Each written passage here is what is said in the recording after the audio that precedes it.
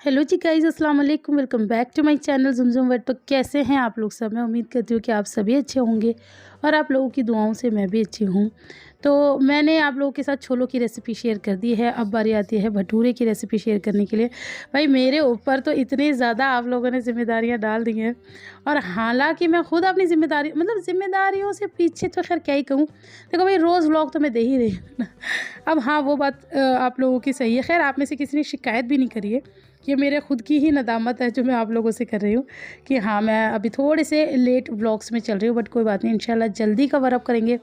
और उसके लिए पता है मैंने क्या किया? मैंने 3-4 दिन से व्लॉग बनाया भी नहीं है। मैंने कहा मैं पहले अपना सारा स्टॉक ख़त्म करूँ, फिर आप लोगों से इंशाल्लाह फिर नए-नए व्लॉग शेयर करूँगी। नया पुराना क्या ही होता है, जो हम कर रहे होते हैं वो आप लोगों को दिखाना होता है।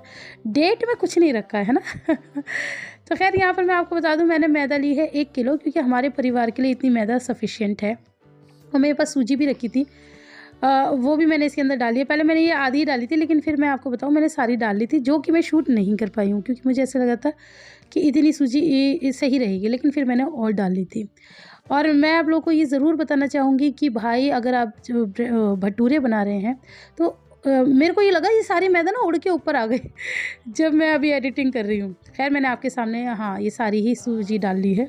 मुझे लगा मैंने शूट नहीं किया। तो ये ना छोले वो बोल रहे थे, उसका सारा धुआँ था। अब मैंने इसके अंदर नमक डाल लिया है अपने अकॉर्डिंग, 2 चम्मच के करीब मैंने इसमें नमक डाल लिया है। और सूजी अगर बात करो तो 250 ग्राम से थोड़ी बहुत कम होगी बस 1 किलो मैदा में। और ये मैं डाल रही हूँ बेकिंग सोडा, आई थिंक, हाँ, बेकिंग सोडा ही डाल रही हूँ। तो 1 चम्मच भर के, मैंने 2 बार डाला ना, तो ये रहा बेकिंग सोडे का डब्बा। तो 1 चम्मच प्रॉपर भर के डाला है। अब मैं डालूँगी क्या? दही। थोड़ा दिन हो गए ना बनाए हुए, तो थोड़ा देखने में टाइम लग रहा है कि मैंने क्या-क्या डाला है। तो यहाँ पर मैंने 250 ग्राम दही मंगाई थी, वो मैंने आधी भटूरों में डाली है और आधी की मैं चटनी बनाऊँगी। वो चटनी की मैंने शूटिंग नहीं की है, तो चटनी तो मैं आप लोगों के साथ भैया शेयर कर नहीं पाऊँगी। तो ख़ैर बहरहाल अब मैं यहाँ पर हर चीज़ मिक्स कर रही हूँ। मैंने इसके अंदर बेकिंग सोडा डाला है, नमक डाला है, दही डाली है और सूजी डाली है, और इनको अच्छे से अब मिक्स कर रहे हैं। और उसके बाद मैंने ना गर्म पानी लिया है और उसमें मैं इसे गूँधूँगी। और उसके बाद तो चलो गूँधते हैं, वो तो आप लोगों को दिखाते हैं इसे गूँधने का प्रोसीजर कैसा है, क्योंकि कहना कि गूँधूँगी और किस तरह से गूँधा जाता है वो ना सब देख-देख के ही समझ में आता है। तो बस इस तरह से गर्म पानी लेके इसको इकट्ठा करना होता है, पहले आप अच्छे से इकट्ठा कर लो। और गूँथने के साथ-साथ मैं आप लोगों को ये भी बताऊँगी कि मैंने जब ये व्लॉग डाला था ना, तो मैंने आप लोगों को बताया था कि मैं ना आज मैं बहुत थक गई हूँ। मैंने जीने के ही 5-6 चक्कर लगाए, क्योंकि ये जो मैदा है ना, एक्चुअली सर्दी अभी बहुत पड़ रही है, तो मैदा फर्मेंट नहीं होती, फूलती नहीं। आपके कभी नहीं बनेंगे, कभी अच्छे नहीं बनेंगे। तो उसके लिए आपको क्या करना, अब इतनी ठंड में इंसानों को गरमाई नहीं मिल रही है, तो मैदा को कहाँ से गर्म करें। तो मैंने क्या किया था, धूप निकली हुई थी तो मैंने छत पे रखा। हमारे छत पे रखना को तो क्या लोग सोचेंगे मैं क्यों कह रही हूँ। तो अंदर आते हैं हमें बहुत सारे। तो ये व्लॉग आप लोग के साथ शेयर किया था, तो मैंने था कि मैंने बंदरों एक जाल बिछाया था, तब जाके मैंने अपनी मैदा को धूप में रख पाई थी। कमेंट आया, किसी ने मुझे कमेंट किया कि भाई वो जाल देखना है, हमने बिछाया था। अब मुझे क्या पता होता है भाई, देखो कुछ-कुछ चीज़ें तो मुझे पता होती है, जैसे कि मैं अगर कुछ बना रही हूँ तो मुझे 100 नहीं 200% पता होता है कि भाई मुझसे रेसिपी माँगी जाएगी। चाहे मैं 50,000 बार वो रेसिपी डाल दूँ, लेकिन अगर मैंने वो चीज़ ताज़ा-ताज़ा बनाई तो आपको वो रेसिपी चाहिए होती है, ये मुझे पता है। अच्छा, मैं कहीं आती-जाती हूँ, वहाँ आप लोगों को देखना होता है, वो सब मुझे पता है। बट बंदरों का जाल आप लोगों को देखना था, उसमें भी किसी का इंटरेस्ट होगा, ये मुझे नहीं पता था गाइज़। तो सॉरी, मैं वो नहीं शूट कर पाई। मुझे अगर ज़रा-सा भी अंदाज़ा होता ना कि आप लोगों को वो भी देखने का इतना शौक है, तो मैं उसे ज़रूर शूट करती। ख़ैर इंशाल्लाह अगर कभी फिर मैंने फ्यूचर में बनाया, या मुझे सर्दियों में दही भी जमानी होती है, तो वो भी मैं कई बार धूप लगाती हूँ उसमें उसे इकट्ठा करने के लिए, तो कभी मैंने दोबारा ठीक है, आप लोगों की कही हुई बात मुझे याद रहती है। यहाँ पर दोबारा से कॉन्सन्ट्रेट करते हैं अपनी मैदा लगा के गूँथना होता है। एक्चुअली मैं ना अपनी मैदा बहुत ज़्यादा सॉफ्ट नहीं पतली करती, उसका रीज़न ये है, बहुत टाइट भी नहीं करती, पूरी जैसा आटा भी नहीं गूँथना, मीडियम जैसे रोटियों के लिए आटा गूँथते हैं ना, उसी तरीके का गूँथना है। यहाँ मेरी ज़ुल्फ़ें भी बीच-बीच में आ रही हैं। एक्चुअली मैं नहाई थी ना, मैंने हेयर वॉश किया था।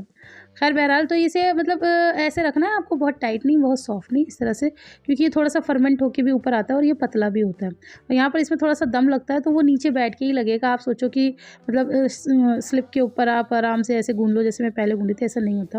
यहाँ पर मेरा आटा सारा गूँथ चुका है, बस इसके ऊपर पानी लगा के ढक के और फिर मैं इसे डायरेक्ट ले गई थी छत पे और वो जो मैंने जाल बिछाया था उसके अंदर इसे ट्रैप किया था और बंदर भी ट्रैप नहीं हो पाए मेरे जाल में। क्या कहते हैं, ट्रैप हो पाए या नहीं हो पाए मुझे नहीं समझ में आ रहा।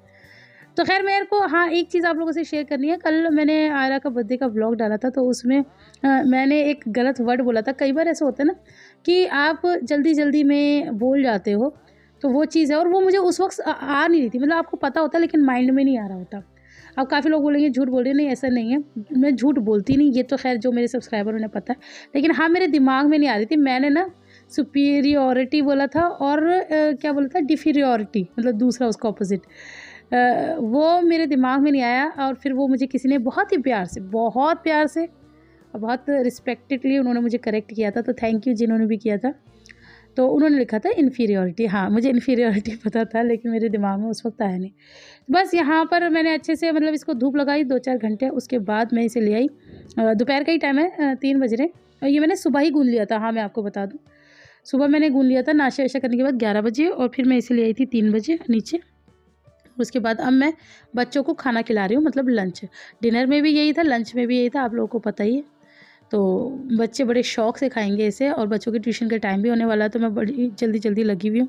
आप लोग सोचेंगे कि आपको कढ़ाई क्यों नहीं नज़र आ रही, तो ये लीजिए कढ़ाई भी आ गई है। और इसको पतला पतला बेलना है क्योंकि भटूरे ना मोटे मोटे ज़्यादा अच्छे नहीं लगते हैं, तो ये पतले पतले अच्छे लगते हैं। और मुझे पर्सनली बताऊँ ना, मुझे घर के भटूरे ही अच्छे लगते हैं।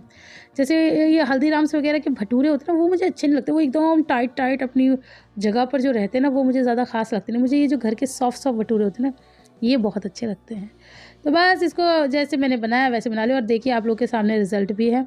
और एक बात आप लोगों को और बता दूं कि जो पहली चीज़ होती है ना, वो हमारी सही नहीं बनती है। जैसे पहला भटूरा, पहली रोटी, पहली पूड़ी, जो भी होता है, क्योंकि उस वक्त तक थोड़ा टेम्परेचर मैनेज नहीं होता और हाथ भी नहीं बैठा हुआ था। और फिर जब दूसरी तीसरी बनाते हैं, चौथी पाँचवीं पे, तो मतलब सोच ही लो सिक्सर ही लगता है। तो यहाँ थोड़ा सा शेप में इधर उधर हो गया, बाकी फुलावट में तो ये सही है। तो बस छोलों की रेसिपी आप लोग के साथ शेयर कर दी थी, दोबारा दिखा रही ताकि आपके मुंह में फिर से पानी आए नहीं नहीं ऐसा कुछ नहीं है। वो होता है ना, पूरा वो बन जाता है पूरा साज कि हाँ हम किस तरह से बनाए थे, हमने किस तरह से सर्व किए हैं। तो बस यहाँ पर मेरे छोले भी तैयार हैं और आप लोगों को पता है मैंने आयरा लिबा को दे दिया था क्योंकि उन लोगों को ट्यूशन के लिए लेट हो रही थी। तो इसमें से मैं हाफ़ दे दूँगी क्योंकि जब छोटे बच्चे थोड़ा आराम आराम से खाएंगे, जब तक मेरा दूसरा भी बन के हो जाएगा रेडी। 3:15 बजे का ट्यूशन था, तो यहाँ पर 3-5 तो ऑलरेडी हो गए थे। तो बस अब मैं आपको दिखा देती हूँ, ये है मेरी थाली। इस तरह से बने थे भटूरे और ये थी मेरी चटनी वाली प्याज़, बहुत टेस्टी थी।